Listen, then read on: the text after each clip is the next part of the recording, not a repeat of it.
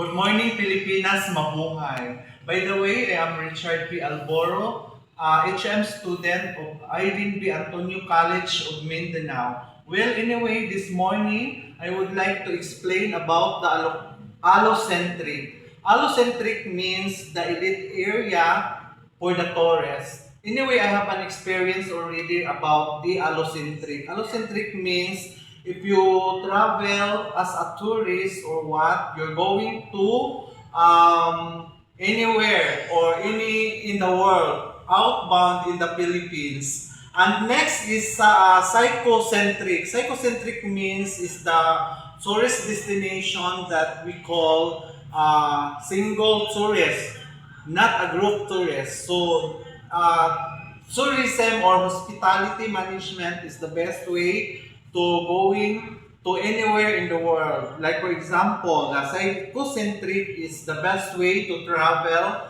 tourists from around the world. So if you have a lot of experience or anywhere you go, like for example, for me, I've been there already in the United Kingdom or in London. So I have an experience about the psychocentric.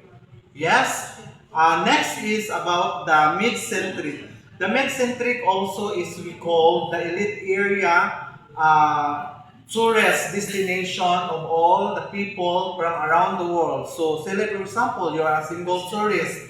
So go to the elite area or the villages. We need called the mid-centric that we call tourists, or that's the meaning, or that's we call the mid-centric. So once again, so about myself, I belong this psychocentric destination because I have already experienced in the other country or anywhere in the world. So I've been in Thailand, I've been already in the United Kingdom, I've been in Scotland, I've been in all around the United Kingdom, and then I already been in Greece. I already been in Germany to travel by train. So I have already experienced about the tunnel or the underground or the train. And then that's why myself, I explain I belong to the psychocentric. Psychocentric is the best experience from around the world. So I have experience, that's why I need to study HM hospitality management because I'm planning to go back again to the country that I have experienced already for my work and for my tourist destination. Thank you, and once again, mabuhay Pilipinas.